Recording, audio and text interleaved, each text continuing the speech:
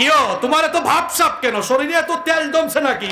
সাবধান হয়ে যাও, সতর্ক হয়ে যাও। আল্লাহর জমিনে আল্লাহর কোরআনের কথা চলবেই চলবে।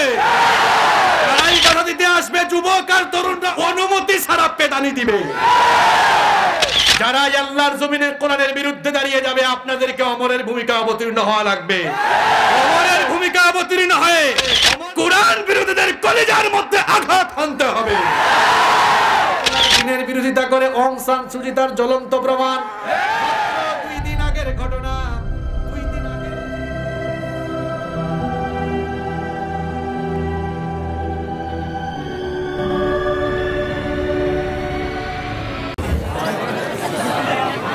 ইন্নাল হামদালিল্লাহ ইন্নাল হামদালিল্লাহিল্লাযী বিনি'মাতিহি তাতিম্মুস সালিহাত الذي علم القرآن خلق الإنسان وكرم وعلمه من البيان ما لم يعلم فسبحان الذي لا يحصى امتنانه باللسان ولا بالقلم نستغفره ونتوب إليه ونشهد أن لا إله إلا الله وحده لا شريك له ونشهد أن سيدنا وسندنا وحبيبنا وطبيبنا وطبيب أرواحنا محمدا عبد الله ورسوله أرسله بالحق بشيرا ونذيرا وداعيا إلى الله بإذنه وسراجا وقمرا منيرا أما بعد فقد قال الله تعالى في كلامه المجيد وفي فرقانه الحميد أعوذ بالله من الشيطان الرجيم بسم الله الرحمن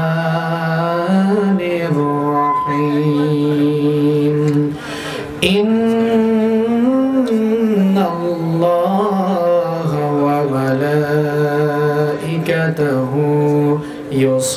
يصلون على النبي يا أيها الذين آمنوا صلوا عليه وسلموا تسليما اللهم صل على محمد وعلى آل محمد كما صليت على إبراهيم وعلى آل إبراهيم إنك حميد مجيد اللهم بارك على محمد وعلى آل محمد كما باركت على إبراهيم وعلى آل إبراهيم إنك حميد مجيد ربي زدني علما ربي زدني علما رب اشرح لي صدري ويسر لي أمري واحلل عقدة من لساني يفقه قولي سبحانك لا علم لنا إلا ما علمتنا إنك أنت العليم الحكيم صدق الله العظيم الله الله তুমি জাল্লে জালালুহু শেষ করা তো যায় না গে তোমার গুণগান আল্লাহু আল্লাহু তুমি জাল্লে জালালুহু শেষ করা তো যায় না গে তোমার গুণগান তুমি কাদের ও গফফার তুমি জলিল ও জব্বার তুমি কাদের ও গফফার তুমি জলিল ও জব্বার অনন্ত অসীম তুমি রহিম রহমান আল্লাহু আল্লাহু তুমি জাল্লে জালালুহু শেষ করা তো যায় না গে তোমার গুণগান আল্লাহু আল্লাহু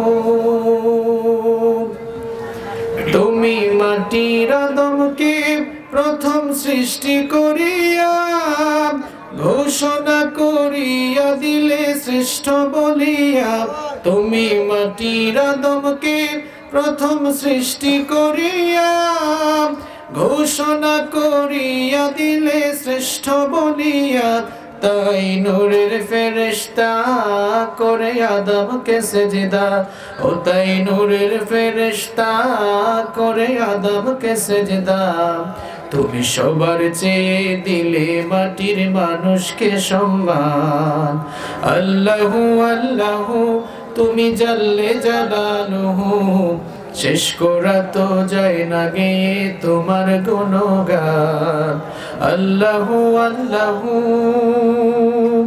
শিশু মুসা নবীরে যখন দুশমনের ডরে সিন্ধুকে ভরিয়া দিলে ভাষায় সাগরে শিশু মুসা নবীরে যখন দুশমনের ডরে সিন্ধুকে ভরিয়া দিলে ভাষায় সাগরে প্রাণে ছিল যাহার ভয় সেথায় পেল সে আশ্রয় প্রাণে ছিল যাহার ভয় সেথা পেল সে আশ্রয় সেই দুশমনেরই হাতে তাহার বাঁচাইলে প্রাণ আল্লাহু আল্লাহু তুমি জাল্লে জালালুহু শেষ করা তো যায় না গে তোমার গুণগান আল্লাহু আল্লাহু তুমি জাল্লে জালালুহু শেষ করা তো যায় না গে তোমার গুণগান তুমি কাদের ও গফফার তুমি জলিল ও জব্বার তুমি কাদের ও গফফার তুমি জলিল ও জব্বার অনন্ত অসীম তুমি রহিম রহমান আল্লাহু আল্লাহু তুমি জাল্লে জালালুহু শেষ করা তো যায় না গে তোমার গুণগান আল্লাহু আল্লাহু পড়েন আল্লাহু আকবার বাংলাদেশের অত্যন্ত সুপরিচিত ঐতিহ্যবাহী লক্ষ্মীপুর জেলার কমলনগর উপজেলার ঐতিহ্যবাহী দ্বীনি বিদ্যাপীঠ প্রিন্সিপাল আলী হুসাইন পাড়া তাজবিদুল কোরআন সৈয়দিয়া মাদ্রাসা এবং এলাকাবাসীর যৌথ উদ্যোগে আয়োজিত আজকের এই প্রথম তাফসীরুল কোরআন মাহফিলের মুহতারাম শ্রদ্ধাভাজন সভাপতি বিশিষ্ট আলেমে দ্বীন বিশিষ্ট ইসলামী চিন্তাবিদ ও শিক্ষাবিদ হাজার হাজার আলেম তৈরির কারিগর অত্র এলাকার সকলের অত্যন্ত শ্রদ্ধাভাজন ব্যক্তিত্ব ঐতিহ্যবাহী হাজিরহাট হামিদিয়া ফাজিল ডিগ্রি মাদ্রাসার স্বনামধন্য সুযোগ্য অধ্যক্ষ হযরত মাওলানা মুহাম্মদ জায়েদ হোসেন ফারুকি সাহেব আতালাল্লাহু উমরাহু ওয়া বারাকাল্লাহু ফি হায়াতিহি আমরা সবাই বলি আমিন। উপস্থিত মাহফিলের সম্মানিত উপস্থাপক, আপনাদের এলাকার রত্ন, আপনাদের সোনার টুকরা সন্তান, আমার অত্যন্ত স্নেহের ছোট ভাই, পৃথিবী বিখ্যাত মদিনা ইউনিভার্সিটিতে অধ্যয়নরত হাফেজ সৈয়দ তারেক মাহমুদ হাফেজাহুল্লাহ ওয়া রাআহ। আমরা দোয়া করছি আল্লাহ তাআলা যেন তাকে যুগ শ্রেষ্ঠ একজন দ্বীনের দাঈ বানিয়ে দেন। মাহফিলে উপস্থিত আমার উস্তাদ সমতুল্য সম্মানিত উলামায়ে কেরাম, মাহফিলে এসেছেন বিভিন্ন মসজিদের সম্মানিত খতিব এবং ইমাম সাহেব বৃন্দ, মাহফিলে এসেছেন আপনাদের অত্র এলাকার জনপ্রতিনিধি, বিভিন্ন রাজনৈতিক দলের নেতৃবৃন্দ, সামাজিক নেতৃবৃন্দ, আমার সামনে বসা অত্র এলাকার পার্শ্ববর্তী এবং দূর দূরান্ত থেকে আগত আল্লাহর দ্বীন প্রেমী, কোরআন প্রেমী, সর্বস্তরের তাওহীদি জনতা, যুগে যুগে আল্লাহর জমিনে আল্লাহর দ্বীনকে প্রতিষ্ঠার জন্য যারা সবচাইতে বেশি অগ্রণী ভূমিকা পালন করেছেন, আমার প্রাণ প্রিয় যুবক এবং তরুণ ভাইয়েরা, স্কুল, কলেজ, ইউনিভার্সিটি এবং বিভিন্ন মাদ্রাসা পড়ুয়া আমার প্রাণ প্রিয় মেধাবী ছাত্র ভাইয়েরা, মহিলা প্যান্ডেল থেকে এবং ঘরে বসে যারা শুনছেন, আমার শ্রদ্ধেয়া সম্মানিতা মা এবং বোনেরা, উপস্থিত মিডিয়ার প্রাণ প্রিয় কর্মী ভাইয়েরা, প্রাণ প্রিয় কমলনগরবাসী, আপনারা সবাই কেমন আছেন? আলহামদুলিল্লাহ, আমিও আল্লাহর রহমতে ভালো আছি। আমাদের সকলকে ভালো রেখেছেন কে? আমাদেরকে সুস্থ রেখেছেন কে? কোরআনের এই মেলায় আমাদেরকে শামিল হওয়ার তৌফিক দিয়েছেন কে? সেই আল্লাহর জন্য সবাই হৃদয়ের সবটুকু ভালোবাসা, আবেগ, অনুভূতি উজাড় করে দিয়ে কালিমাতুশ শুকর আদায় করছি আলহামদুলিল্লাহ। সম্মানিত ভাইয়েরা, সময় অত্যন্ত সংক্ষিপ্ত, এই জন্য আমি অপ্রাসঙ্গিক কোনো কথাবার্তা না বলে প্রত্যেকটি সেকেন্ডকে আল্লাহর কিতাব থেকে আলোচনা করে কাজে লাগাতে চাই ইনশাআল্লাহ। আমরা কোরআনের মাহফিলে এসেছি, এই জন্য একটি কিতাব থেকে আমরা আলোচনা শুনব। সেই কিতাবের নাম হচ্ছে এই কোরআন। আপনাদের সবার ঘরে আছে তো? কার কার ঘরে নাই হাত তুলেন। মাশাআল্লাহ, তার মানে আমাদের প্রত্যেকের বাড়িতে, প্রত্যেকের ঘরে এই কিতাব আছে না নাই? এই কিতাব কার পক্ষ থেকে নাজিল হয়েছে? সুবহানাল্লাহ, এটি পৃথিবীর কোনো মানুষের লেখা কিতাব নয়। এই কিতাবের ভেতরে প্রত্যেকটি সূরা, প্রত্যেকটি চ্যাপ্টার, প্রত্যেকটি ভার্স, প্রত্যেকটি আয়াত যার পক্ষ থেকে এসেছে, আওয়াজ করে বলেন তিনি কে? তাহলে আমাদের ঘরে যে কিতাবটা আছে, এই কিতাব কার কিতাব? এই মাদ্রাসার উদ্যোগে এবং এলাকাবাসীর উদ্যোগে এটি হচ্ছে প্রথম বছরের মাহফিল। আমরা দোয়া করছি আজীবন কিয়ামত পর্যন্ত যেন এই এলাকায় এভাবে করে কোরআনুল কারীম শোনাবার আয়োজন যেন সব সময় আল্লাহ তাআলা যেন আপনাদেরকে তৌফিক দান করেন, আমরা বলি আমিন। আপনাদের এলাকায় কোরআনের আওয়াজ জারি থাকুক, এই মাহফিলগুলো জারি থাকুক, আপনারা চান কি চান? আল্লাহ কবুল করে নেন।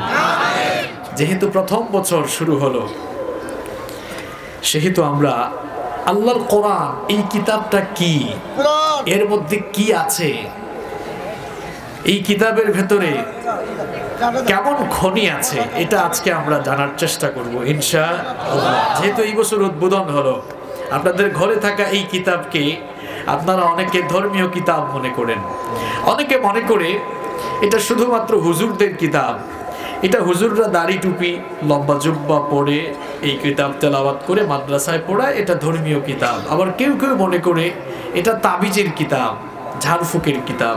আসলেই কি এটা তাবিজ কিংবা ঝাড়ফুঁকের কিতাব? আসলেই কি এটা কেবলমাত্র ধর্মীয় একটি কিতাব? না, এটি হচ্ছে এমন একটি কিতাব, এটি হচ্ছে মানুষের জীবনের সার্বিক দিক এবং বিভাগ পরিচালনার চূড়ান্ত guideline. It's the problem solving methodology. এটি হচ্ছে সকল সমস্যার সমাধানকারী গ্রন্থ। আপনি আপনার জীবনের সকল সমস্যার সমাধান যেখানে খুঁজে পাবেন, যে কিতাবের ভেতরে পাবেন, সেই কিতাবের নাম কি? আল্লাহ তাআলার এই কিতাব। কোরআনের চাইতে দামি কোনো কিতাব, সম্মানিত, শ্রেষ্ঠ, মর্যাদা সম্পন্ন কোনো কিতাব আকাশের নিচে, জমিনের উপরে আছে?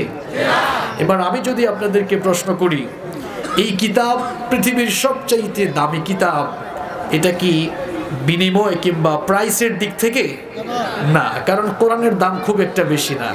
মর্যাদা যদি হিসেব করেন, শ্রেষ্ঠত্বের দিক হিসাব করলে পৃথিবীতে কোরআনের চাইতে শ্রেষ্ঠ এবং মর্যাদা সম্পন্ন কোনো কিতাব আছে না। এর রিজনটা কি?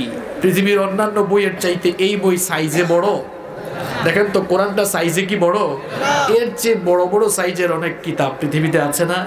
এই যে আপনাদের এলাকার ছেলে শেখ তারেক ভাই, উনি তো মদিনা ইউনিভার্সিটিতে পড়েন, এমন বহু তাফসীর আছে, হাদিসের কিতাব আছে, বহু সাহিত্য আছে, এর চেয়ে সাইজে আরো অনেক বড়, ইতিহাসের বইগুলো আরো বড়। তাহলে কোরআনুল কারীমের চাইতে সাইজে বড় অনেক কিতাব পৃথিবীতে আছে, কিন্তু ওই কিতাবগুলো কোরআনের চাইতে মর্যাদা সম্পন্ন নয়, শ্রেষ্ঠ নয়। এবার প্রশ্ন হলো, এই কিতাব পৃথিবীর সবচাইতে শ্রেষ্ঠ এবং মর্যাদা সম্পন্ন কিতাব কেন হলো? এর কিছু রিজন রয়েছে, কিছু কারণ রয়েছে। কারণ হলো এই কিতাবের ভেতরে এমন কিছু জিনিস আল্লাহ ঢুকিয়ে দিয়েছেন যা পৃথিবীর কোনো বইয়ের ভেতরে আছে। আপনারা আপনাদের ঘরের ভেতরে গোল্ড রেখে বাহিরে আপনারা সিটি গোল্ডের তালাশ করছেন। মুসলমানরা অধপতিত হওয়ার সবচাইতে বড় কারণ হলো মুসলমানরা আজ তাদের ঘরে পৃথিবীর সবচাইতে বড় নেয়ামত রেখে এই কিতাবকে না পড়ে, এই কিতাবের জ্ঞান আহরণ না করে পৃথিবীর অন্যান্য জ্ঞান তারা আহরণ করছে। আর সোনার খনি যেটা, ওইটাকে তারা সাইডে ফেলে রেখেছে বলে গোটা পৃথিবীতে মুসলমানরা আজ ফুটবলে পরিণত হয়ে অমুসলিমদের কাছে লাথি খাচ্ছে।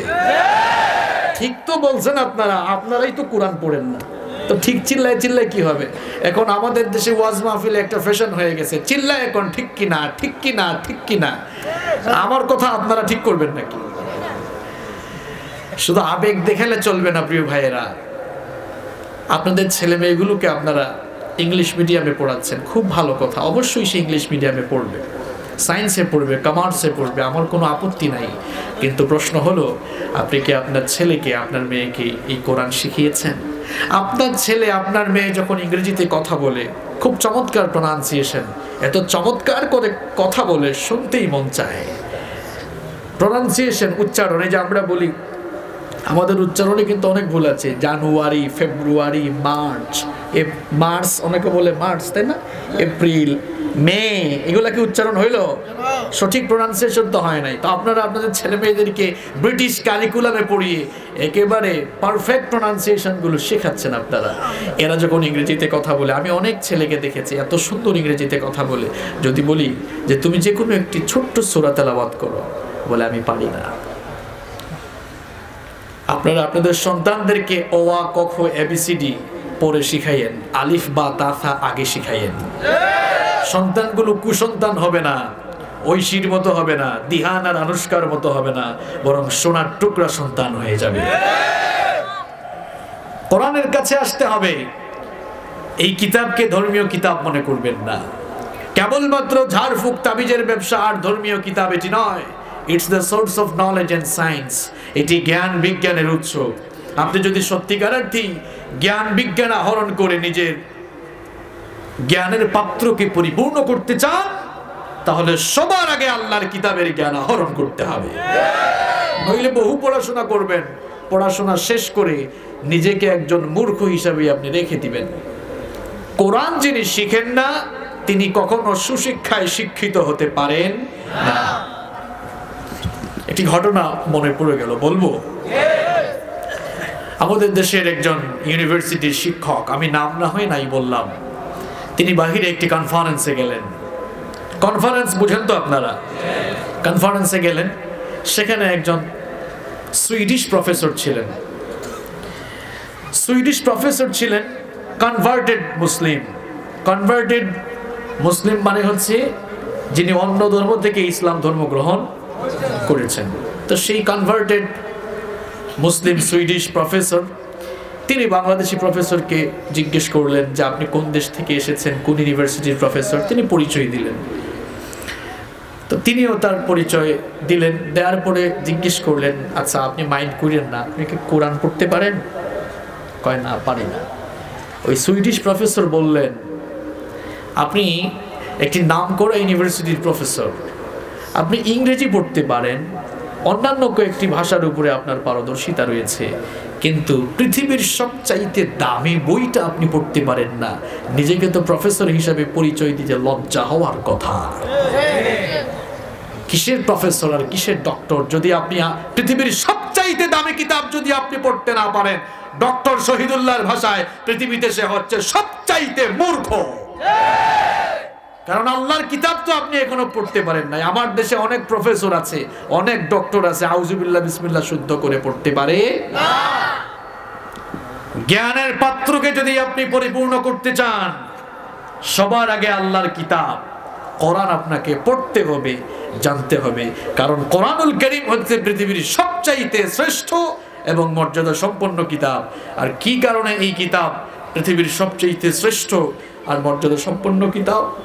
কারণ এই কিতাবের ভেতরে এমন কিছু স্পেশালিটি আছে, এই কিতাবের এমন কিছু ইউনিক আনপ্যারালাল ক্যারেক্টারিস্টিক রয়েছে, এই কিতাবের মধ্যে এমন কিছু অনন্য অতুলনীয় বৈশিষ্ট্য দিয়ে এই কিতাবকে আল্লাহ তাআলা বৈশিষ্ট্যমণ্ডিত করেছেন, যেই বৈশিষ্ট্য কিংবা যেই স্পেশালিটিগুলো পৃথিবীর কোনো বইয়ের ভেতরে খুঁজে পাওয়া যাবে না। সুবহানাল্লাহ। কোরআনের ভেতরে যা আছে পৃথিবীর অন্য বইয়ের ভেতরে তা নাই। কোরআনুল কারীমের অনেক স্পেশালিটি আছে, বলতে গেলে তো বহু লম্বা সময় লাগবে। যেহেতু প্রথম বছর মাহফিলের আয়োজন হলো, আল্লাহর কিতাবটা কি জিনিস এটা এই বছর আপনাদেরকে সবক দিয়ে যাই, তাহলে কোরআনের প্রতি আমাদের ভালোবাসা আরো বাড়বে ইনশাআল্লাহ। কোরআনুল কারীমের 10টি স্পেশালিটি আজ আমি আপনাদের সামনে তুলে ধরবো, যে স্পেশালিটিগুলো পৃথিবীর অন্য কোনো বইয়ের ভেতরে খুঁজে পাওয়া যায় না। এই 10টি পয়েন্ট সবাই মুখস্থ করে এরপরে আজকে বাড়িতে যাবেন ইনশাআল্লাহ। এই 10টি সবক নিয়ে বাড়ি যাওয়া যাবে তো? বলেন ইনশাআল্লাহ। নাম্বার 1, এক নাম্বার হচ্ছে Quran is a book that is most read in this world. পৃথিবীর একমাত্র বই হচ্ছে কোরআন, যা এই পৃথিবীতে সবচাইতে বেশি পড়া হয়। সুবহানাল্লাহ, বাড়ি গিয়ে বলি পৃথিবীতে যে বইটা সবচাইতে বেশি পরিমাণ পড়া হয় এই বইটার নাম কি? একদিন সমান কত ঘন্টা? যারা বললো না তারা কি জানে না? একদিন সমান কত ঘন্টা? আচ্ছা বলেন তো, 24 ঘন্টা কোন বই তেলাওয়াত হয় এমন কোন বইয়ের নাম কি আপনারা জানেন? জানেন? কিন্তু আপনারা কি জানেন আল্লাহর কিতাবই কোরআন পৃথিবীতে 24টি ঘন্টাই তেলাওয়াত হয়? কিভাবে তেলাওয়াত হয় এটা আজকের বিজ্ঞানও প্রমাণ করেছে। মহাশূন্য নিয়ে যারা গবেষণা করছেন, মহাকাশ বিজ্ঞানী এবং জ্যোতির্বিজ্ঞানীরা গবেষণা করে দেখলেন পৃথিবীর ঘূর্ণায়মান পদ্ধতি এবং আহ্নিক গতি আর বার্ষিক গতির ফলে পৃথিবীর বিভিন্ন স্থানে সময়ের ভিন্নতা রয়েছে। যেমন বাংলাদেশে এখন রাত 8টা কত 6 মিনিট বাজে, সৌদি আরবে এখন কয়টা বাজে? 5টা, বিকেল 5টা 6 মিনিট। আবার আমেরিকাতে এখন সকাল 10টা 6 মিনিট, লন্ডনে এখন বিকাল 2টা 6 মিনিট, সুইজারল্যান্ডে এক সময়, রাশিয়াতে এক সময়, ইন্ডিয়াতে এক সময়, মিয়ানমারে এক সময়, কাতারে এক সময়, দুবাইয়ে এক সময়। গোটা পৃথিবীর সব জায়গায় ঘড়ির কাঁটা কি এক? সময়টা কি এক? সময়টা ভিন্ন কেন জানেন? পৃথিবীর ঘূর্ণায়মান পদ্ধতি আর আহ্নিক গতি এবং বার্ষিক গতির ফলাফলের কারণে এই সময়ের ভিন্নতা দেখা যায়। এই জন্য বিজ্ঞানীরা রিসার্চ করে দেখলেন এক আজীব তথ্য। এই সময়ের ভিন্নতার কারণে তারা দেখলেন যে পৃথিবীতে 24 ঘন্টার প্রত্যেকটি মিনিটের প্রত্যেকটি সেকেন্ডেই পৃথিবীর কোথাও না কোথাও আযান হয়। আপনারা এখন বসে বসে আলোচনা শুনছেন, এখন কোন দেশে ফজরের নামাজ চলে, কোন দেশে যোহরের নামাজ চলে, কোন দেশে মাগরিবের নামাজ চলে, কোন দেশে এশার নামাজ চলে, ঠিক না? তো তারা গবেষণা করে দেখলেন যে সময়ের ভিন্নতা থাকায় পৃথিবীতে 24 ঘন্টার প্রত্যেকটি মিনিটের প্রত্যেকটি সেকেন্ডেই দুনিয়ার কোথাও না কোথাও আযান হয়। এবার বলেন তো, আযান হলে একামতের দরকার আছে না নাই? একামত দিলে নামাজের দরকার আছে না নাই? নামাজে যে বই থেকে তেলাওয়াত করতে হয় সেই বইটার নাম কি? কেউ যদি আল্লাহু আকবার বলে বুখারী শরীফ থেকে তেলাওয়াত শুরু করে, আন আবি হুরায়রা রাদিয়াল্লাহু আনহু قال قال রাসূলুল্লাহ সাল্লাল্লাহু আলাইহি ওয়াসাল্লাম, এরপরে হাদিস পড়া শুরু করে দিল, নামাজ হবে? কেন হবে না? বুখারী শরীফ থেকে তো পড়ছে, কেন হবে না? কারণ কোরআন থেকে তেলাওয়াত করে লা সালাতা লিমান লাম ইয়াকরা বিফাতিহাতিল কিতাব। সূরা ফাতিহা না পড়লে নামাজই হয় কেমন সূরা? এইজন্য এই সূরাটিকে বলা হয় সূরাতুস সালাহ। এটি সালাতের সূরা, নামাজের সূরা। এই সূরা না পড়লে নামাজ হয় না। আচ্ছা, তাহলে নামাজে যে বই থেকে তেলাওয়াত করা বাধ্যতামূলক সেই বইটার নাম কি? তার মানে নামাজে যেহেতু এই বই থেকে তেলাওয়াত হয়, সময়ের ভিন্নতা থাকায় পৃথিবীর 24 ঘন্টার প্রত্যেকটি মিনিট, প্রত্যেকটি সেকেন্ড কোথাও না কোথাও নামাজ হয়। আর নামাজে কোরআন থেকে তেলাওয়াত হয়, তার মানে হলো পৃথিবীর একমাত্র বই কোরআন, যে বই 24 ঘন্টার প্রত্যেকটি মিনিটের প্রত্যেকটি সেকেন্ডে কোথাও না কোথাও আল্লাহর বান্দারা তেলাওয়াত করে। পৃথিবীতে কোরআন ছাড়া আর কোনো বই আছে যা 24 ঘন্টা তেলাওয়াত হয়? আবার পৃথিবীতে কোরআনের মতো এত পরিমাণ কোন বই ছাপাখানায় ছাপা হয় নাই, হয়েছে? পৃথিবীর একমাত্র বই কোরআন, যে বই পৃথিবীতে সবচাইতে বেশি পরিমাণ বিক্রি হয়েছে, কোরআনের মতো সেল হয়েছে, বিক্রি হয়েছে, এরকম কোন বই রেকর্ড দুনিয়াতে আছে? আবার এটি পৃথিবীর একমাত্র বই যা বিনামূল্যেও সবচাইতে বেশি পরিমাণ বিতরণ হয়েছে।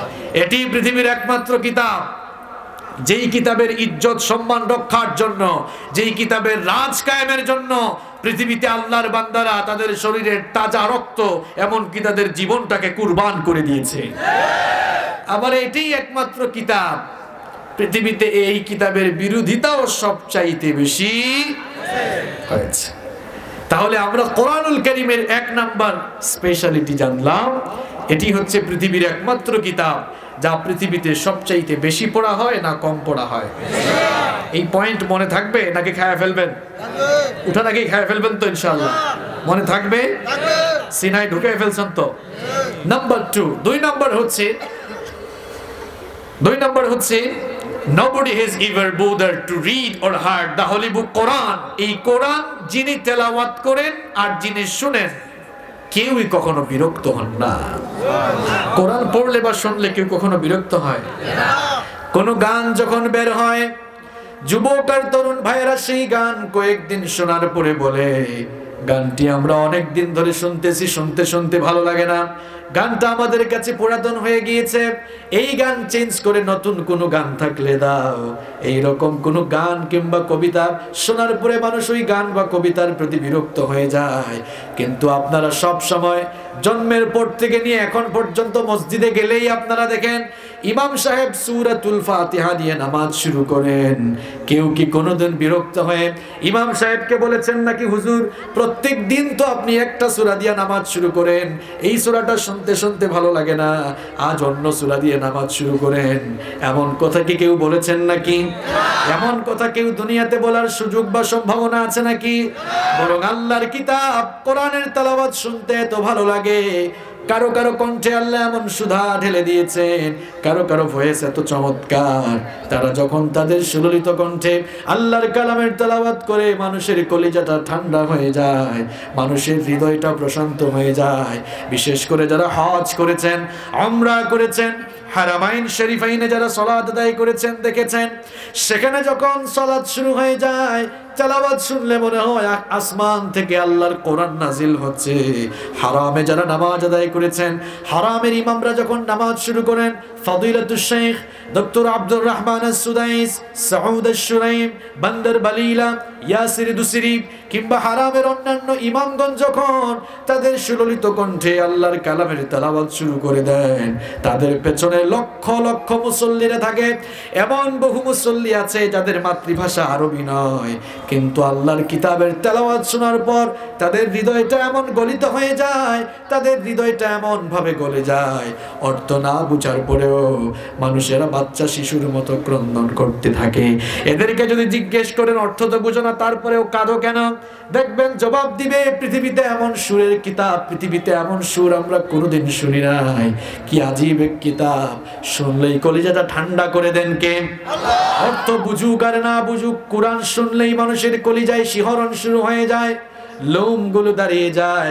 এটি হচ্ছে আল্লাহর কিতাবের স্পেশালিটি। এভাবে করে কিয়ামত পর্যন্ত আল্লাহর কিতাবের তেলাওয়াত চলতে থাকবে, মানুষেরাও তেলাওয়াত শুনতে থাকবে, কেউ কোনোদিন বিরক্ত হবে না। উল্টা দেখা যাবে কিয়ামত পর্যন্ত আল্লাহর কিতাবের তেলাওয়াত চলবে, আর এই কিতাবের প্রতি আকর্ষিত হয়ে কোরআনের সুশীতল ছায়া তলে সে মানুষেরা আশ্রয় গ্রহণ করবে। কোরআন যিনি তেলাওয়াত করবেন তিনিও বিরক্ত হবেন না, যিনি শুনবেন তিনিও কখনো বিরক্ত হবেন না। আপনারা বিরক্ত হন কখনো? ইউটিউবে ওয়াজ শুনে, ওয়াজ মাহফিলে না আসলেও তো হইতো, কিন্তু ইউটিউবের আকর্ষণ আর সরাসরি আকর্ষণ আলাদা আছে না নাই? এটা ব্যক্তির আকর্ষণ না কোরআনের আকর্ষণ? এটি হচ্ছে আল্লাহর কিতাবের মুজিজা, এটি হচ্ছে আল্লাহর কিতাবের অ্যাট্রাকশন, এটি হচ্ছে আল্লাহর কিতাবের স্পেশালিটি। এই কিতাবের তেলাওয়াত শুনলেই হৃদয়টা গলে যায়, কলিজা ঠান্ডা হয়ে যায়, হৃদয়ে শিহরণ সৃষ্টি হয়ে যায়। আল্লাহু আকবার। কোরআন ছাড়া অন্য বইয়ের তেলাওয়াত শুরু হোক, পৃথিবীতে আরো অন্যান্য ধর্মীয় বাইবেল আছে, অল টেস্টামেন্ট, নিউ টেস্টামেন্ট, বেদ, রামায়ণ, জিন্দাবেস্তা, ত্রিপিটক, তেলাওয়াত শুরু হয়ে যাক না। বুদ্ধাং চরণঙ্গ ছামি নির্বাণাং পরমংসকম, ওম শান্তি, ওম শান্তি বললে আসলে তো শান্তির কথা এরা বলে। পৃথিবীতে অশান্ত সৃষ্টির জন্য, অশান্তি আর বিশৃঙ্খলা সৃষ্টির জন্য তারাই একেবারে টপ টেনর হয়ে বসে আছে। এগুলো শুনলে মানুষের ভালো লাগে, কিন্তু কোরআন যখন কারীরা তেলাওয়াত শুরু করে দেয়, এই যে আমার পরে আজকে আমাদের শেখ কাউসার ভাই তেলাওয়াত করবেন, শেখ কাউসার আল মাদানী হাফেজাহুল্লাহ, আল্লাহ তাআলা ওনাকে এমন এক কণ্ঠ দিয়েছেন। আমার আলোচনার পরে আপনারা শুনবেন, দেখবেন তেলাওয়াত শুনলেই কলিজা ঠান্ডা হয়ে যায়। আল্লাহু আকবার। পৃথিবীতে কোরআন ছাড়া আর কোন বই আছে যে বই পড়লে মানুষের কলিজা এমন ভাবে ঠান্ডা হয়? কথা বলেন। তাহলে আল্লাহর কিতাবের 2 নম্বর স্পেশালিটি আমরা জানলাম, এই কিতাব তেলাওয়াত করলে কিংবা শুনলে কেউ কোনোদিন বিরক্ত হয় না। Number 3 নম্বর হচ্ছে the number of the people who have memorized the holy book Quran is countless. পৃথিবীর একমাত্র বই হচ্ছে কোরআন। এই বইয়ের হাফেজ, হিফজকারী, মুখস্থকারী পৃথিবীতে সবচাইতে কম না বেশি? আচ্ছা বলেন তো, কোরআনের যত হাফেজ আছে পৃথিবীর অন্য কোন বইয়ের এত হাফেজ আছে? আবার এই কোরআন যেন আমরা পড়তে পারি, বুঝতে পারি, মুখস্থ করতে পারি, এই জন্য এই কিতাবকে সহজ ভাষায় নাজিল করেছেন কে? আল্লাহ। কোরআনে কারীমের 54 নম্বর সূরা সূরাতুল কমারের 17, 22, 32 এবং 42 নম্বর আয়াতে রব্বুল আলামিন সুন্দর করে বললেন, ওয়ালাকাদ ইয়াসসারনাল কুরআনা লিযিকরি ফাহাল মিন মুদ্দাকির। তোমাদের পড়ার জন্য, বোঝার জন্য, মুখস্থ করার জন্য এই কিতাব আমি সহজ ভাষায় নাজিল করেছি। এটা যদি সহজ না হতো, বাংলা ভাষার মানুষ আপনারা কোরআন শিখতে পারতেন? দেখেন সুবহানাল্লাহ, একটা ব্যাপার আপনারা ভেবেছেন কখনো?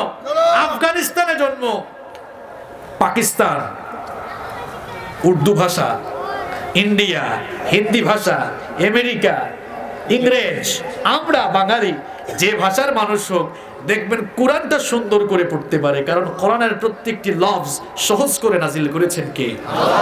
উলামায়ে কিরাম যারা আছেন তারা খুব সহজেই বুঝবেন আরবি সাহিত্যের ভাষা আর কোরআনের ভাষার মধ্যে কিন্তু অনেক পার্থক্য আছে। যারা মাদ্রাসায় পড়ো তোমাদেরকে বলছি, দেখবা কোরআনের আয়াত সহজে মুখস্থ করা যায়, কিন্তু হাদিস মুখস্থ করতে গেলে কিংবা আরবি সাহিত্য থেকে কোনো প্রশ্নোত্তর মুখস্থ করতে গেলে কিন্তু অবস্থা খারাপ হয়ে যায়। কিন্তু কোরআনটা সহজে মুখস্থ করা যায়, কারণ কোরআনকে সহজ করে নাজিল করেছেন কে? লাকাদ ইয়াসসারনাল কুরআনা লিযিকর। এটাকে সহজ ভাষায় নাজিল করেছেন কে? আল্লাহ। সহজ যদি না হতো, আপনাদের এলাকার হাফেজরা আল্লাহর 30 পারা কোরআন মুখস্থ করে সিনায় কি রাখতে পারতো? আর আমার দেশের হাফেজদেরকে ব্রিলিয়ান্ট বললে কম হবে, ভুল হবে, বলতে হবে এদেরকে ব্রিলিয়ান্ট, কারণ এরা কোনো ইন্টারন্যাশনাল কম্পিটিশনে গেলে আরব দেশের প্রতিযোগীরা এদেরকে দেখে ভয় পায়, কারণ বাংলাদেশ থেকে প্রতিযোগী যাওয়া মানে প্রথম, দ্বিতীয়, তৃতীয় পুরস্কার তারা আর না পাওয়া। দেখা যায় গত কয়েক বছর ধরে দেখা যাচ্ছে ইন্টারন্যাশনাল কোনো কম্পিটিশনে আরব দেশের প্রতিযোগীরা থাকলেও সেখানে তো 60-70টা দেশের প্রতিযোগী থাকে, আরব দেশের প্রতিযোগীরাও থাকে, এদের সবাইকে পেছনে ফেলে দিয়ে আমার দেশের সোনার টুকরা হাফেজ ছেলেরা ফার্স্ট, সেকেন্ড, থার্ড হয়ে যাচ্ছে। আল্লাহ। খায় কি দেখবেন গিয়ে এতিমখানায় ডাল খাচ্ছে, আলু ভর্তা খাচ্ছে। কিন্তু সুবহানাল্লাহ, আল্লাহ এদেরকে এত মেধা দিয়েছেন, এত প্রতিভা দিয়েছেন, এরা এত সুন্দর করে কোরআন শিখে আর এত সুন্দর লেহেনে কোরআন পড়ে। রাসূল তো বলেছেন ইকরাউল কুরআন বিলুহুনিল আরব, আরবদের লেহেনে কোরআন পড়ে, যায়িনুল কুরআন বিআসওয়াতিকুম, সবচাইতে সুন্দর সুর দিয়ে এই কোরআন পড়ো। এরা আরবদের লেহেনে চমৎকার সুর দিয়ে যখন কোরআন পড়ে মনেই হয় না বাংলাদেশি ছেলে, ঠিক না? এত প্রতিভাবান ছেলেরা আমার দেশে আছে, আমরা এদেরকে টেক কেয়ার না করে আজ আমরা চোর আর ডাকাতদেরকে টেক কেয়ার করছি। এদেরকে টেক কেয়ার করার দরকার ছিল, রাষ্ট্রীয় তত্ত্বাবধানে এদেরকে লালন পালন করা উচিত। কি আর রাষ্ট্রীয় তত্ত্বাবধানে লালন পালন করবে? আমার দেশে সবচাইতে অবহেলিত হচ্ছে আলেম সমাজ। আরব দেশে গিয়ে দেখেন সবচাইতে ভিআইপি হলো আলেম সমাজ। এটা আপনাদের এলাকার ছেলে শেখ তারেক ভাই আছেন, তারেক ভাই কই চলে গেছে নাকি? সবচাইতে ভিআইপি হলো আলেম সমাজ। আমরা তো আরবিয়ান কান্ট্রি গুলো সফর করি, আর আমার দেশে রিকশাওয়ালার বেতন বেশি, ইমাম সাহেবের বেতন কম। এই বুঝি আপনারা আলেমদেরকে কদর করেন, তাই না? আহা, আফসোস। বহু এলাকায় গিয়েছি, ইমাম সাহেবের বেতন 2-2,500 টাকা, তাও কয় হুজুর 6 মাস বাকি আছে। তো বললাম হুজুর চলে কেমনে? কয় অসুবিধা নাই, তাবিজ আছে তো।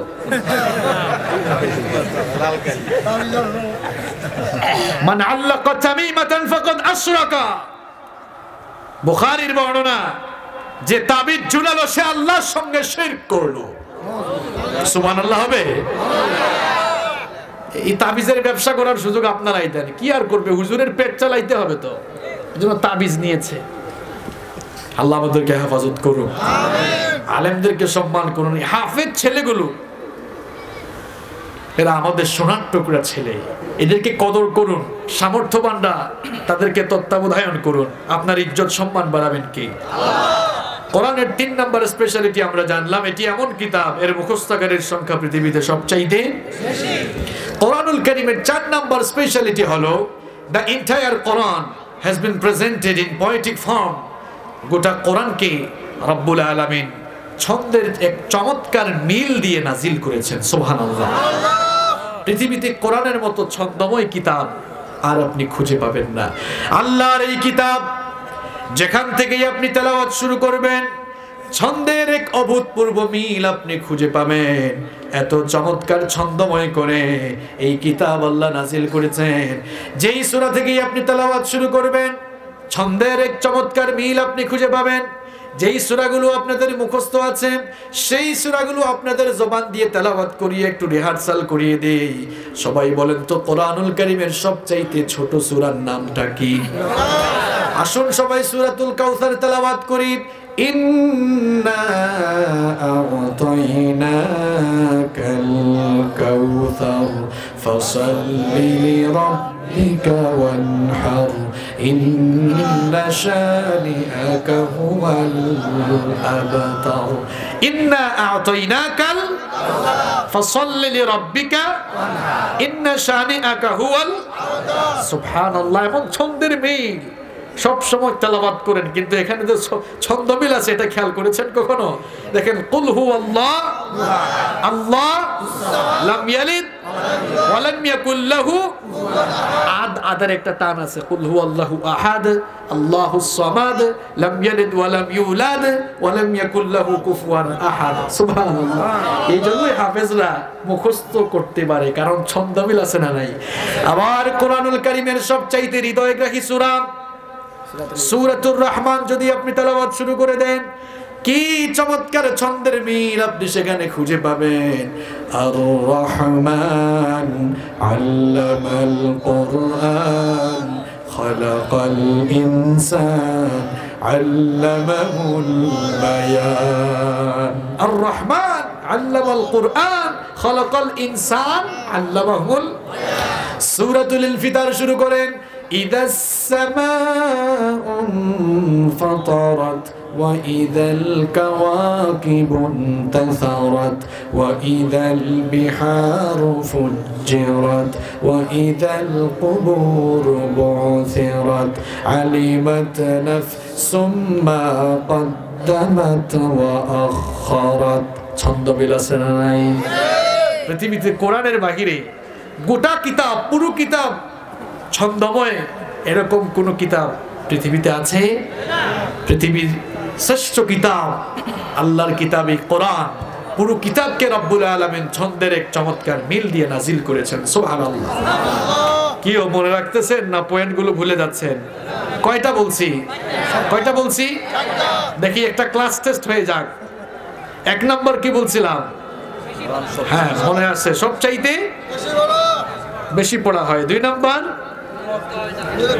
তেলাওয়াত করলে বা শুনলে কেউ বিরক্ত। 3 নাম্বার এই কিতাবের মুখস্থকারী সবচাইতে। 4 নাম্বার এই কিতাব ছন্দময় করে নাজিল করেছেন কে? নাম্বার 5 নাম্বার হচ্ছে there is no contradiction between the holy book Quran and science। আমরা এখন বিজ্ঞানের যুগে বসবাস করছি, তথ্য প্রযুক্তি এখন অনেক উন্নত। এই তথ্য প্রযুক্তির উৎকর্ষতার যুগে বসবাস করে কেউ এই কথা বলতে পারবে না যে মধ্যযুগে নাজিল হওয়া এই কিতাব এই যুগে অকার্যকর। এমন কথা কেউ বলতে পারবে না, কারণ কোরআনের সাথে বিজ্ঞানের কোনো বিরোধ নেই।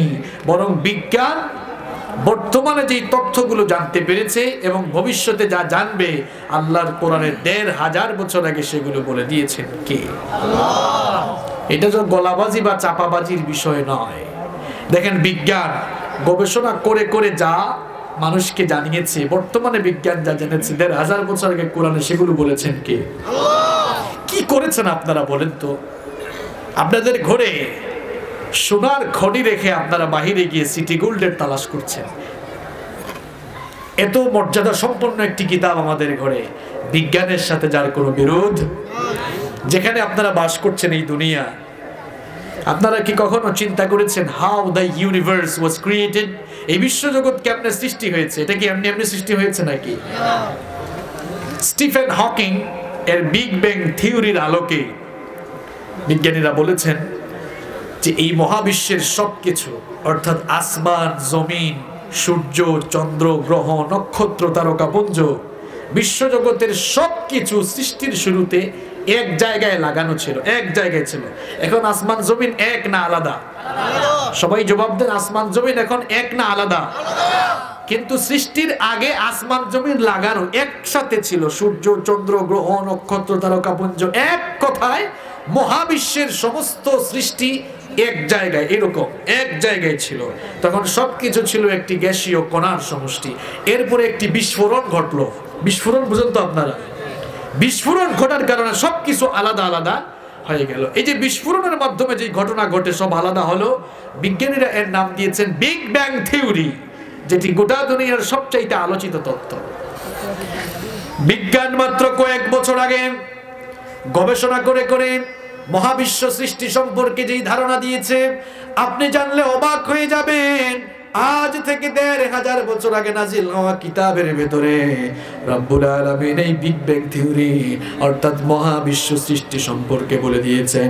কোরআনে কারীমের ২১ নম্বর সূরা সূরাতুল আম্বিয়া এর ৩০ নম্বর আয়াতে রব্বুল আলামিন বললেন, আওয়ালাম ইয়ারাল্লাযীনা কাফারু আন্নাস সামাওয়াতি ওয়াল আরদা কানাতা রাতকান ফাফাতাকনাহুমা।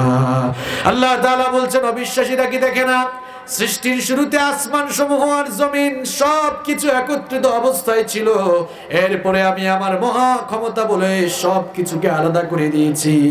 কিভাবে রব্বুল আলামিন সবকিছুকে আলাদা করে দিয়েছেন? কোরআনে কারীমের ৪১ নম্বর সূরা সূরা হামিম আস-সাজদা এর ১১ নম্বর আয়াতে রব্বুল আলামিন বিস্তারিত বললেন, সুম্মাস্তাওয়া ইলাস সামাই ওয়া হিয়া দুখানুন ফাকালা লাহা ওয়া লিল আরদি ইতিয়া তাওআন আও কারহা ক্বালাতা আতাইনা তাইঈন। আল্লাহ তাআলা বললেন, আকাশে যখন মহাবিস্ফোরণ ঘটলো, তখন গোটা আকাশ ধোঁয়াশাচ্ছন্ন হয়ে গেল, ধূম্রজাল হয়ে গেল। বুঝে শুনে জবাব দেন তো, কোথাও আগুন লাগলে সেই জায়গায় ধোঁয়া সৃষ্টি হয় কি হয় না? আঞ্চলিক ভাষায় ধোঁয়াকে আপনারা কি বলেন? ধুমা। আচ্ছা, আমার বাড়ি তো সিলেটে, আমার হোম ডিস্ট্রিক্ট সিলেটে, আমাদের এলাকায় ধুমা বলে। আপনাদের সাথে আমাদের ভাষার মিল আছে। আকাশ যখন ধোঁয়াশাচ্ছন্ন হয়ে গেল, রব্বুল আলামিন তখন ধোঁয়াশাচ্ছন্ন আকাশের দিকে মনোনিবেশ করে আসমান আর জমিনকে অর্ডার করলেন, তোমরা পরস্পর সেপারেট হয়ে যাও। আকাশ আর জমিন তখন অনুগতদের মতো জবাব দিল, ক্বালাতা আতাইনা তাইঈন, আমরা আমাদের রবের হুকুম মেনে অনুগতদের মতো অস্তিত্বমান অবস্থায় ফিরে গেলাম। 1979 সালে সৌদি আরবের রাজধানী রিয়াদে একটি কনফারেন্স হয়েছিল। সেই কনফারেন্সের নাম ছিল মুক্তামর আশ-শাবাব, ইউথ কনফারেন্স। সেই কনফারেন্সে ইউনাইটেড স্টেট অফ আমেরিকার বিখ্যাত সায়েন্টিস্ট বালমার উপস্থিত ছিলেন। এই কনফারেন্স হলে যখন এই আয়াতটি তেলাওয়াত হলো, তিনি বললেন, থামো, এই তথ্য তোমরা কোথায় পেয়েছো? কারণ মাত্র কয়েক বছর আগে মহাবিশ্ব সৃষ্টির ধারণা আমরাই গবেষণা করে পৃথিবীর মানুষকে জানালাম, তোমরা আবার কোন বই থেকে এই তথ্য পড়ে পড়ে আমাদেরকে শোনাচ্ছ? বলা হলো, এটি আজকের কোনো কিতাব নয়, এটি ১৫০০ বছর আগে নাজিল হওয়া আল্লাহর কিতাব কোরআন। তখন বালমার বলেছিলেন, ১৫০০ বছর আগে নাজিল হওয়া কিতাবের ভেতরে এমন সায়েন্টিফিক থিওরি আসাটাই প্রমাণ করে এটি আবুল তাবুল কিতাব নয়, নিঃসন্দেহে এটি আল্লাহর কিতাব। আমিও আর গুমরাহিতে পড়ে থাকতে চাই না। ওই কনফারেন্স হলে সে কালেমা পড়েই মুসলমান হতে বাধ্য হয়েছে। এই হচ্ছে আল্লাহর কোরআন। পৃথিবীর বিজ্ঞান যত উন্নত, সমৃদ্ধ আর বিকশিত হবে, পৃথিবীর বিজ্ঞানীরা, বিজ্ঞানের শিক্ষক আর বিজ্ঞানের ছাত্ররা ভিক্ষার থলি, ভিক্ষার ব্যাগ হাতে নিয়ে কোরআনের সামনে চিরকাল তারা এতিমের মতো দাঁড়িয়ে থাকতে বাধ্য হবে। বিজ্ঞানীরা তো এখন মানুষকে জানাচ্ছে, দেখেন এই পৃথিবীর আকৃতি সম্পর্কে বিজ্ঞান যে কত কিছু বলল। প্রাচীন কালের বিজ্ঞানীরা বলতো যে পৃথিবী মনে হয় চ্যাপ্টা কিংবা সমতল। এই কথা বেশি দিন টিকে নাই। এরপরে 1597 সালে, এখন কত সাল? হ্যাঁ, কথা কন না কেন, কত সাল? 1597 সালে ফ্রান্সিস ড্রেক জলপথে দুনিয়ার চতুর্দিক ঘুরে বললেন যে আগের যুগের বিজ্ঞানীরা যা বলছে ভুল, এরা ধারণার উপরে কথা বলেছে। এরা বলেছিল পৃথিবী চ্যাপ্টা বা সমতল। আসলে পৃথিবী চ্যাপ্টা কিংবা সমতল নয়, আমি ঘুরে ঘুরে দেখেছি পৃথিবী গোলাকার। এরপরে পৃথিবীর মানুষরা জানলো পৃথিবী গোলাকার। এবার আপনারা বলেন তো, পৃথিবী আসলেই কি গোলাকার? পৃথিবীটা কিসের মতো? হ্যাঁ, লেবু বা ডিম্বাকৃতির বলা যায়, ডিমের মতো। বর্তমান বিজ্ঞান বলছে পৃথিবীটা কিসের মতো? এখন তো স্যাটেলাইটের যুগ। স্যাটেলাইট আসার পরে বিজ্ঞানীরা আবার দেখলেন আসলে ওই ফ্রান্সিস ড্রেক যেই কথা বলেছিল তার কথাও ভুল। কারণ পৃথিবীটা আসলে বৃত্তের মতো গোল নয়, বরং পৃথিবী হচ্ছে ডিমের মতো, ডিম্বাকৃতির। ডিম কি গোল? ডিম খান আপনারা? ডিম চিনেন তো? ডিম কি গোল? তাহলে পৃথিবীটা কিসের মতো? আজ থেকে মাত্র কয়েক বছর আগে স্যাটেলাইট আসার কারণে আপনারা জানতে পেরেছেন পৃথিবীটা হচ্ছে ডিম্বাকৃতির। কিন্তু আপনি জানলে অবাক হয়ে যাবেন, আল্লাহর কিতাব এই কোরআনের মধ্যে রব্বুল আলামিন আরো ১৫০০ বছর আগে পৃথিবীর আকৃতির ব্যাপারে স্পষ্ট জানিয়ে দিয়েছেন, ওয়াল আরদা বা'দা যালিকা দাহাহা। উলামায়ে কেরাম যারা আছেন আপনারা খুব ভালো করে জানবেন, সেটি আপনারা তো জানেনই। অ্যারাবিক ডিকশনারি কামুসগুলো খুললে দেখা যায় এই যে দাহা বলা হয় উট পাখির ডিমকে। রব্বুল আলামিন বলছেন এই জমিনকে আমি বিস্তীর্ণ করেছি কিসের মতো? দাহা, উট পাখির ডিমের মতো। আল্লাহু আকবার। পৃথিবীটা ডিম্বাকৃতির আপনারা এখন জানতে পেরেছেন, আর আল্লাহর কোরআন ১৫০০ বছর আগে বলেছেন কি? তাহলে বিজ্ঞান আগে না কোরআন আগে? এই কথা বলেন, বিজ্ঞান আগে না কোরআন আগে? ফিঙ্গারপ্রিন্ট বুঝেন তো আপনারা? আরবিতে বলা হয় বাসমাত, ইংরেজিতে বলা হয় ফিঙ্গারপ্রিন্ট, বাংলায় বলা হয় আঙ্গুলের ছাপ। টিপসইও বলে অনেক এলাকায়। আপনারা কি বলেন? টিপসই বুঝেন, তাই না? আচ্ছা বলেন তো, আমাদের হাতে আঙ্গুল আছে কয়টা? সবাই বলেন কয়টা? এক আঙ্গুলের টিপসইয়ের সাথে, এক আঙ্গুলের ছাপের সাথে আর এক আঙ্গুলের ছাপের কোনো মিল আছে? পৃথিবীতে ৮০০ কোটি মানুষ বসবাস করছে, কারো আঙ্গুলের ছাপের সাথে কারো আঙ্গুলের ছাপের কোনো মিল আছে? তো এই যে টিপসই, কারো সাথে কারো মিল নাই, এটি আপনারা কবে জানতে পেরেছেন? ১৮০০ সালের আগে। এখন কত সাল? এখন ১৮০০ সাল না? দেখেন তালের মধ্যে বেতাল হয়ে গেছে। এখন কত সাল? 2000। তার মানে ভালো করে শুনেন প্রিয় ভাইয়েরা, এই ফিঙ্গারপ্রিন্টের ধারণা বিজ্ঞান মাত্র 200 বছরও না, 150 থেকে 180 বছর। আমি একটা বইয়ের মধ্যে পড়েছি 1856 সালে ব্রিটিশ বিজ্ঞানী উইলিয়াম হার্সাল মানব দেহের উপরে গবেষণা চালিয়ে এই অভিন্ন ফিঙ্গারপ্রিন্টের তথ্য পৃথিবীর মানুষকে জানিয়েছেন। আমরা যখন জমি জমার রেজিস্ট্রি করতে যাই, অথবা ভোটের সময় আসলে ভোট দিতে যাই, কিংবা যখন আমরা দেশের বাইরে ইমিগ্রেশন ক্রস করি, তখন আমরা ফিঙ্গারপ্রিন্ট দিই, তাই না? কারণ আপনার ফিঙ্গারপ্রিন্টের সাথে আরেকজনের ফিঙ্গারপ্রিন্টের কোনো মিল। 1800 সালের আগে পৃথিবীর মানুষ জানতোই না যে টিপসই নামে একটা জিনিস আছে, এই টিপসই কারোর সাথে কারো কোনো মিল। কিন্তু আপনি জানলে অবাক হয়ে যাবেন, আল্লাহর কিতাবে কোরআনের ভেতরে এই ফিঙ্গারপ্রিন্টের ধারণাও 1500 বছর আগে দিয়েছেন কে? কোরআনুল কারীমের 75 নম্বর সূরা সূরাতুল কিয়ামা এর 3 এবং 4 নম্বর আয়াতে রব্বুল আলামিন বলছেন, আয়াহসাবু আল্লান নাজমা'a 'ইযামা বালা কাদিরিনা আলা আন নুসাউইয়া বানানা।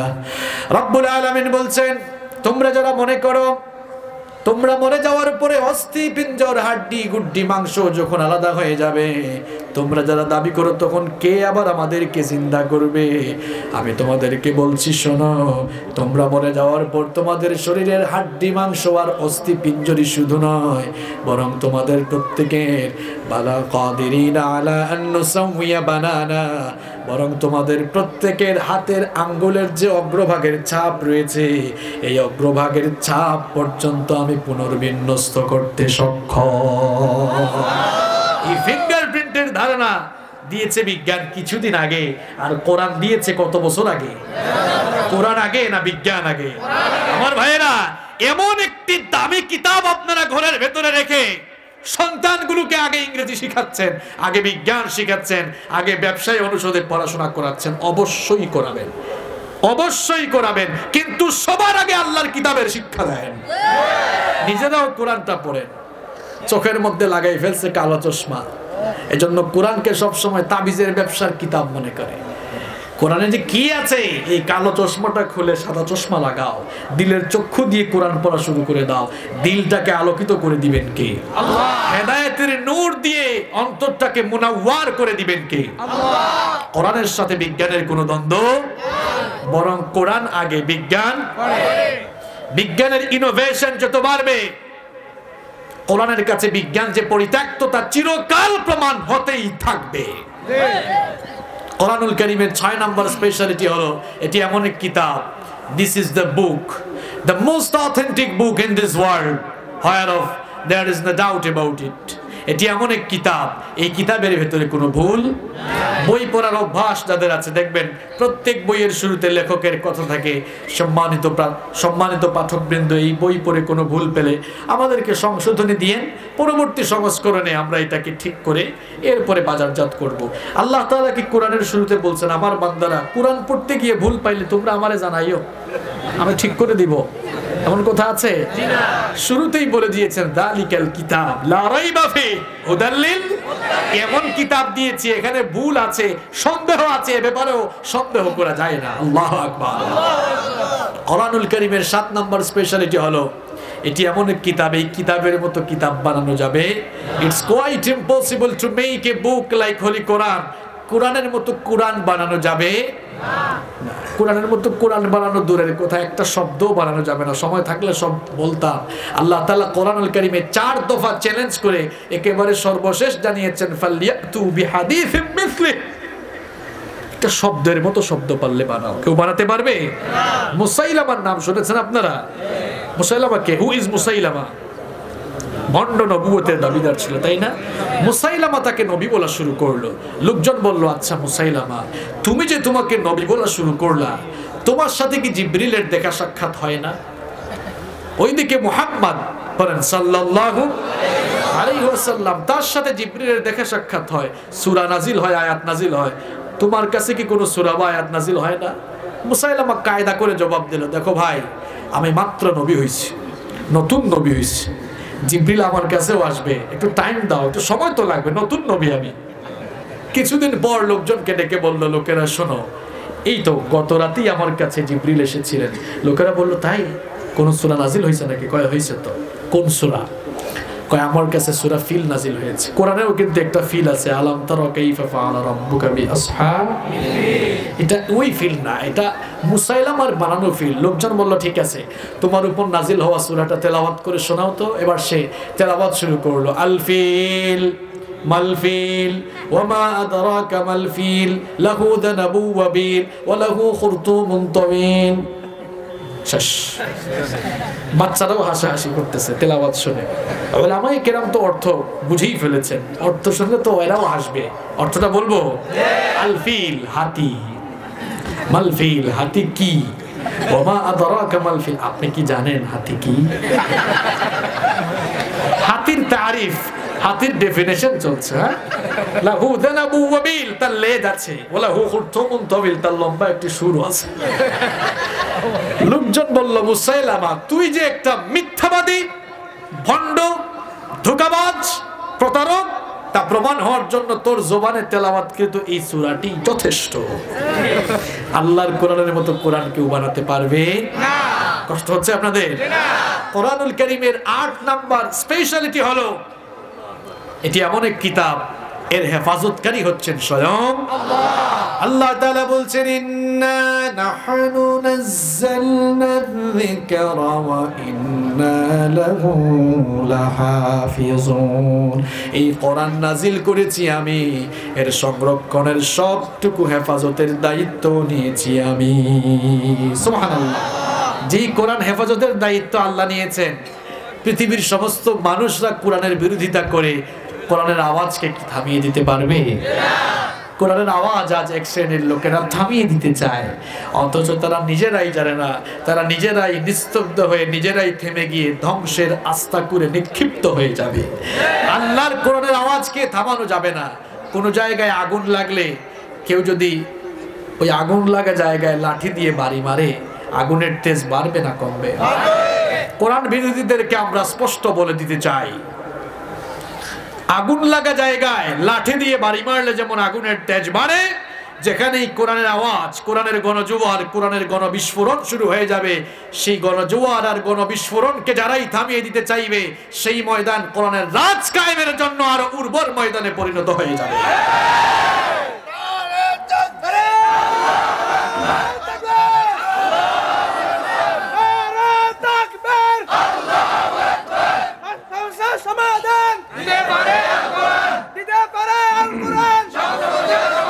আমার ভাইয়েরা, বলছি কয়টা? 8টা, তাই না? নাম্বার 9 নম্বর হচ্ছে, এটি এমন কিতাবের কাছে আসলেই মর্যাদা বাড়ে না কমে? কি করে দেখেন মর্যাদা বাড়ে? যেই ফেরেশতা এই কোরআন নিয়ে আসলেন, সকল ফেরেশতার চাইতে ওই ফেরেশতার দাম কম না বেশি? যেই ভাষায় কোরআন নাজিল হয়েছে, পৃথিবীর সকল ভাষার মধ্যে এই ভাষার দাম কম না বেশি? যার উপরে কোরআন নাজিল হয়েছে, তামাম দুনিয়ার সকল মানুষের উপরে তার মর্যাদা কম না বেশি? যেই মাসে কোরআন নাজিল হয়েছে, বছরের সকল মাসের মধ্যে ওই মাসটার দাম কম না বেশি? যেই রাতে কোরআন নাজিল হয়েছে, সারা বছরের সকল রাতের চাইতে ওই রাতের শ্রেষ্ঠত্ব কম না বেশি? আবার দেখেন, কাঠ দিয়ে সোফা বানানো হয়, কাঠ দিয়ে চেয়ার টেবিল ফার্নিচার বানানো হয়, আলমারি বানানো হয়। এই যে টেবিলের সাথে আমার পা লাগতেছে বারবার, আপনাদেরও পা লাগে। কেউ কি কখনো সালাম করে নাকি? চুমু খায় নাকি? ভক্তি করে নাকি? কাঠের 2টা টুকরা দিয়ে যখন রেহাল বানানো হয়, আর ওই রেহালের উপরে যখন আল্লাহর কিতাব কোরআন রাখা হয়, তখন কাঠের 2টা টুকরার মর্যাদা বাড়ে নাকি কমে? দেখা যায় মানুষের পা লাগলে বুকের সাথে জড়িয়ে ধরে চুমু খায়, ভক্তি করে, সম্মান করে, কারণ কাঠের 2টা টুকরার উপরে কার কিতাব রাখা হয়েছে। এই জন্য তার মর্যাদা বেড়েছে না কমেছে? আবার দেখেন, শপিং মলে কাপড়ের অনেক দোকান থাকে, গার্মেন্টস ফ্যাক্টরিতে অনেক কাপড় চোপড় থাকে, আমাদের বাসা বাড়িতে আলমারিতে আলনায় অনেক কাপড় থাকে। কাপড় ময়লা হওয়ার পর আলনায় থাকা কাপড়গুলো টান দেয়, পুকুরে নিয়ে ধোয়ার জন্য মাঝে মাঝে পায়ের তলায় কিছু কাপড় পরে যায়, কোনোদিন কি কোনো কাপড় পায়ের তলা থেকে নিয়ে চুমু খেয়েছেন নাকি? সম্মান বা ভক্তি করে নাকি কেউ? কিন্তু দেখা যায় ছোট্ট একটি কাপড়ের টুকরা দিয়ে যখন জিলবাব গিলাফ বা বস্ত্রনি বানানো হয়, সেই কাপড়ের টুকরা যখন মানুষের হাত থেকে পড়ে যায়, মানুষেরা বুকের সাথে জড়িয়ে ধরে চুমু খায়, সম্মান করে ভক্তি করে, কারণ ছোট্ট কাপড়ের এই টুকরা দিয়ে কার কিতাব পেঁচানো হয়েছে। এই জন্যই ছোট্ট কাপড়ের টুকরার মর্যাদা বাড়ে না কমে। আমার ভাইরা এইরকম করে আপনারা যারা আল্লাহর কিতাব কোরআনের কাছে চলে আসবেন, কোরআনটা পড়ার চেষ্টা করবেন, বুঝার চেষ্টা করবেন, মানার চেষ্টা করবেন, কোরআনের খেদমত করা শুরু করবেন, কোরআনের আন্দোলন করা শুরু করবেন, আল্লাহর জমিনে আল্লাহর কিতাবের রাজ কায়েমের আন্দোলনে যারা ঝাঁপিয়ে পড়বেন, কোরআন আপনাদের মর্যাদা এত বেশি বাড়িয়ে দিবে। মুসলিম শরীফের বর্ণনায় আল্লাহর নবী বললেন, আল কোরআনু হুজ্জাতুল লাকা আও আলাইক, এই কোরআন হয় আপনার পক্ষে সাক্ষ্য হয়ে যাবে, নতুবা আপনার বিপক্ষে সাক্ষ্য হয়ে যাবে। আপনি যদি সাহিবুল কোরআন হয়ে যান, কোরআনের সাথী হয়ে যান, কিয়ামতের দিন কোরআন আপনার সামনে দাঁড়িয়ে আল্লাহর সঙ্গে ঝগড়া করবে ততক্ষণ, আল্লাহ আপনাকে মাফ করে জান্নাতে ঢুকাবেন না যতক্ষণ। তাহলে কোরআনের সাথী হওয়ার দরকার আছে না নাই? কিন্তু কিছু কপাল পুরা কোরআনের বিরোধিতা করে আছে না নাই? কোরআনওয়ালা লোকদেরকে সুযোগ পাইলেই পিটাবার চেষ্টা করে, ষড়যন্ত্র করার চেষ্টা করে, এমন তাদের পরিণতি ভয়াবহ হয়। নমরুদ আর ফেরাউন তার জ্বলন্ত সাক্ষী। এরা তো হচ্ছে দিন বিরোধী, যারা বর্তমান পৃথিবীতে যারা আল্লাহর দিনের বিরোধিতা করছে, তাদের দাদা আর নানা হলো নমরুদ আর ফেরাউন। তোমাদেরকে বলতে চাই, তোমাদের দাদা আর নানার দিকে তাকিয়ে দেখো, পৃথিবীতে তাদের বহু ক্ষমতা ছিল, আল্লাহর দিনের বিরোধিতা করার কারণে ফেরাউনকে ক্ষমতার গদি থেকে নামিয়ে লোহিত সাগরে পানি খাওয়ায়া খাওয়ায়া মেরেছেন কে? আবার নমরুদের মতো ক্ষমতাধর লোকটাকে ক্ষমতার মসনদ থেকে, ক্ষমতার গদি থেকে নামায়া ল্যাংড়া মশা মাথার ভেতরে ঢুকাইয়া জুতার বাড়ি খাওয়ায়া খাওয়ায়া দুনিয়া থেকে বিদায় করেছেন কে? সুতরাং ক্ষমতা পেলে আল্লাহর দ্বীনের বিরুদ্ধে, কোরআনের বিরুদ্ধে, ইসলামের বিরুদ্ধে, আলেম ওলামার বিরুদ্ধে অবস্থান নিলে নমরুদ আর ফেরাউনের মতো জুতার বাড়ি খেয়ে দুনিয়া থেকে বিদায় নেওয়া লাগতে পারে। আবু জেহেলদের পরিণতি ভালো হয় নাই, উতবা শাইবাদের পরিণতি ভালো হয় নাই। যারাই ক্ষমতায় বসে আল্লাহর দ্বীনের বিরোধিতা করে, অং সান সু চির তার জ্বলন্ত প্রমাণ। 2 দিন আগের ঘটনা, 2 দিন আগেও যে লোকটা ক্ষমতার মসনদে বসে বাড়াবাড়ি করেছিল, ঠিক 2 দিন আগেই জেলখানার অন্ধকারের ভেতরে ঢুকতে হয়েছে। সুতরাং ক্ষমতা পেলে আল্লাহর দ্বীনের সঙ্গে বিরোধিতা করা যাবে না। কোরআনওয়ালা লোকদের সাথে, আলেম ওলামাদের সাথে, এমনকি কোরআনের মাহফিল বন্ধ করে এমন কিছু কোরআন বিরোধী আছে না নাই? কোরআনের মাহফিল যারা বন্ধ করে, এটা তো মানুষের কাজ না, এগুলো আবু জেহেলের কাজ। আল্লাহর কোরআনে রাব্বুল আলামিন বলছেন, যেই যুগে কোরআন নাজিল হয়েছিল সেই যুগের কাফের মুশরিকরাও কোরআন প্রচারে বাধা বিঘ্নতা সৃষ্টি করত। রব্বুল আলামিন কোরআনে কারীমে বলেছেন, ওয়াকালাল্লাযীনা কাফারু লা তাসমাউ লিহাযাল কুরআন ওয়ালগাউ ফীহি লাআল্লাকুম তাগলিবুন। আল্লাহ তাআলা বলছেন, কাফেররা বলতো, লা তাসমাউ লিহাযাল কুরআন, খবরদার কোরআন শোনো না। মানুষদেরকে কোরআন শুনতে তারা বাধা দিত। যেখানেই কোরআনের প্রচার, কোরআনের প্রসার, কোরআন শোনাবার ব্যবস্থা করা হতো, তারা বলতো ওয়ালগাও, সেখানে ঝামেলা লাগাও, বিশৃঙ্খলা লাগাও, গন্ডগোল লাগাও। আমার ভাইয়েরা, আবু জেহেল দুনিয়া থেকে বিদায় হয়েছে, কিন্তু আবু জেহেলদের কর্মসূচি আজও দুনিয়ায় কিছু নব্য আবু জেহেলরা বাস্তবায়ন করছে। যেখানে কোরআনের মাহফিল তারা দেখে, সেখানেই তারা বাধা বিঘ্নতা সৃষ্টি করে বন্ধ করার চেষ্টা করে। এই জন্য আমিও বলি, যে সকল লোকেরা কোরআনের মাহফিল দেখলেই সহ্য করতে পারে না, কোরআনের প্রচার প্রসারে তারা বাধা বিঘ্নতা সৃষ্টি করে, এই লোকগুলোকে ধরে যদি কোরআনের ল্যাবরেটরিতে এদের রক্ত পরীক্ষা করা হয়, নিঃসন্দেহে এদের রক্তে মানুষের রক্ত না পেয়ে আবু জেহেলের রক্তের ভাইরাস পাওয়া যাবে। কোরআনের মাহফিল হলে তোমার এত কাতুকুতু লাগে কেন? কি এত কাতুকুতু লাগে কেন? এই ধরনের কাতুকুতু মার্কা আবু জেহেলীয় লোকদেরকে শায়েস্তা করার জন্য এই যুগে কিছু অমরের দরকার। ভালো করে শুনেন, শেষ করার আগে শেষ কথা বলতে চাই, আমিও বাংলাদেশে বহু মাহফিলে গিয়ে সরাসরি বলা শুরু করেছি, মাহফিল প্রয়োজনে করব না, যারা অনুমতি ছাড়া মাহফিল করাবেন তাদের মাহফিলেই যাওয়া দরকার। কার থেকে থেকে অনুমতি নেবেন? আল্লাহর জমিনে আল্লাহর কোরআনের কথা বলবেন, আল্লাহর গোলামের কাছ থেকে কি পারমিশন নেওয়া লাগবে নাকি? কিছু লোক তো খুব ভাবসাব নিয়ে বসে আছে, আমার কাছে আসে। তোমার কাছে আসবে কেন? হ্যাঁ, বসেন বসেন, কথা বলতে দেন। কিও তোমার এত ভাবসাব কেন? শরীরে এত তেল জমছে নাকি? তাহলে শুনো, মানুষকে যে হয়রানি করো, আল্লাহর কসম করে বলে যাচ্ছি, ফেরেশতারা কিন্তু অনুমতি ছাড়া পেদানি দিবে। সাবধান হয়ে যাও, সতর্ক হয়ে যাও। আল্লাহর জমিনে আল্লাহর কোরআনের কথা চলবেই চলবে। যারাই বাধা দিতে আসবে, যুবক আর তরুণরা ওমরের মতো ভূমিকা পালন করতে হবে। শুনেন, কথা বলতে দেন। ওমর ইবনুল খাত্তাব ইসলাম কবুল করেছেন 26 বছর বয়স। কত বছর? ওমর নরম না গরম? কথা কয় পরে মাইকটা দেয়, এসে বললেন, ওগো আল্লাহর রাসূল, আলাসনা আলাল হক, আমরা কি হকের উপরে প্রতিষ্ঠিত নই? আল্লাহর নবী বললেন, বালা, অবশ্যই আমরা হকের উপরে আছি। ওমর বললেন, আমরা যদি হকের উপরেই থাকি তাহলে এরা গোপনে গোপনে নামাজ পড়ে কেন? গোপনে গোপনে দাওয়াত চলে কেন? ওমরের কাজ কারবার গোপন না, ওমর যা করে সামনাসামনি করে। আল্লাহু আকবার। আল্লাহর নবী বললেন, কি চাও?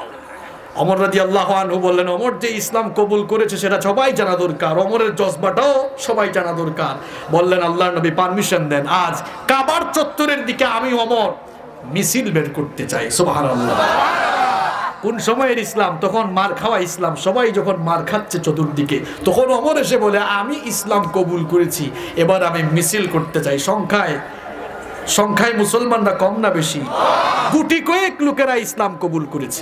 আল্লাহর নবী বললেন, যাও, পারমিশন দেওয়া হলো। কারণ ওমরের প্রতি আল্লাহর নবীরও একটা আস্থা ছিল। গুটি কয়েক লোক ইসলাম কবুল করেছিল, এদেরকে লাইন ধরাইয়া মাঝখানে রাখলেন আল্লাহর নবীকে। আর সামনে থেকে ইসলামের দুই বীর সিপাহসালার নেতৃত্ব দিলেন হামজা রাদিয়াল্লাহু আনহু এবং ওমর ইবনুল খাত্তাব রাদিয়াল্লাহু।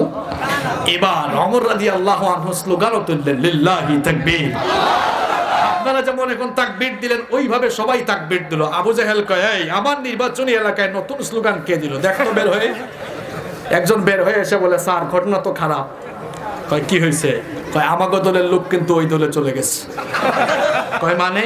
কয়, ওমরকে তো সামনে দেখা যায়। কয়, মাথা খারাপ হয়েছে? আবু জাহেল সত্যি বের হয়ে দেখে, হায় হায়, ওমরকে তো সামনেই দেখা যায়। যারা আক্রমণের প্রস্তুতি নিয়েছিল বললো, এই থামো থামো, কোথায় যাচ্ছ? দেখো না সামনে ওমর আছে। যদি কেউ তার বউকে বিধবা বানাতে চাও, সন্তানগুলোকে এতিম বানাতে চাও, তাইলে ওমরের সামনে যাও। ওমর কিন্তু কথা বলবে পরে, কচু কাটা করবে আগে। যখন চতুর্দিকে মুসলমানরা মার খাচ্ছে, এক ওমরকে মিছিলের সামনে দেখে কাফের মুশরিকদের পেশাব ছুটে যাওয়ার অতিক্রম হয়েছে। লক্ষ্মীপুরের যুবক আর তরুণ ভাইদেরকে বলতে চাই, যারা আল্লাহর জমিনের কোরআনের বিরুদ্ধে দাঁড়িয়ে যাবে, আপনাদেরকে ওমরের ভূমিকা অবতীর্ণ হওয়া লাগবে। ওমরের ভূমিকা অবতীর্ণ হয়ে ওমর যেভাবে আল্লাহু আকবারের ধ্বনিতে মক্কার আকাশ বাতাস প্রকম্পিত করে কাফের মুশরিকদের কলিজা কাঁপিয়ে দিয়েছিলেন, আপনাদেরকে ওমরের ভূমিকা অবতীর্ণ হয়ে কোরআন বিরোধীদের কলিজার মধ্যে আঘাত হানতে হবে।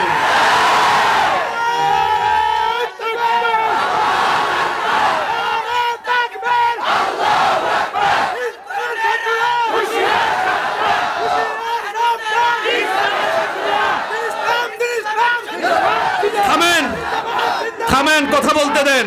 কথাগুলো আজ মনের দুঃখে বলেছি, কথাগুলো আজ মনের দুঃখে বলেছি। আমাদের বাপ চাচা দাদাদের আমলে আমরা দেখি নাই কোনোদিন মাহফিল করতে হলে অমুক তমুকের কাছে যাওয়া লাগে। কোরআনের মাহফিল হবে, কোরআনের কথা হবে। আমি যে 1 ঘন্টা বক্তব্য দিলাম, কোরআন হাদিসের বাইরে একটা কথা বলেছি? তো কোরআন হাদিসের কথা হবে, পারমিশন লাগবে কেন? ভাবসাব যারা ধরেছো, ভাবসাব কিন্তু ফেরেশতারা ছুটাইয়া দিবে, ছুটাইয়া দিবে। সবাইকে মরতে হবে, মৃত্যুকে ভয় করো। আল্লাহ যেন এদেরকে হেদায়াত দেন। যদি হেদায়াত না থাকে, আল্লাহ যেন করোনা দিয়ে সবগুলাকে মেরে ফেলেন। কোরআনুল কারীমের 10 নম্বর স্পেশালিটি হলো, এটি এমন কিতাব, it's the problem solving methodology. এটি সকল সমস্যার সমাধানকারী গ্রন্থ। জীবনের সকল দিক এবং বিভাগের সমস্যার সমাধান খুঁজে পেতে হলে আল্লাহর কোরআনের কাছে সমাধান চাও। যদি জীবনে মরণে ফিরে যাও খুঁজে নাও চোখ রাখো কোরআনে সমাধান চাও যদি জীবনে মরণে ফিরে যাও খুঁজে নাও চোখ রাখো কোরআনে তবেই পাবে সুখ শান্তির ঠিকানা তবেই পাবে সুখ শান্তির ঠিকানা যদি মেনে নাও তুমি মনে প্রাণে সমাধান সমাধান চাও যদি জীবনে মরণে ফিরে যাও খুঁজে নাও চোখ রাখো কোরআনে if you want a solution in here and hereafter go back have a look on the holy Quran পড়েন আল্লাহু আকবার এই কোরআনকে আমরা ভালোবাসি কম না বেশি এই কোরআনকে আমরা আমাদের জীবনের চাইতে ভালোবাসি কম না বেশি যেই মাদ্রাসার উদ্যোগে মাহফিল হয়েছে এই মাদ্রাসায় কি পড়ানো হয় এই মাদ্রাসা থেকে যেন কোরআনের খাদেম বের হয় আমরা চাই কি চাই না এজন্য মাদ্রাসার প্রতি আমাদের সহযোগিতার হাত বাড়িয়ে দেওয়ার দরকার আছে না নাই একটা লোক উঠবো না আমরা আল্লাহর কোরআনকে ভালোবাসি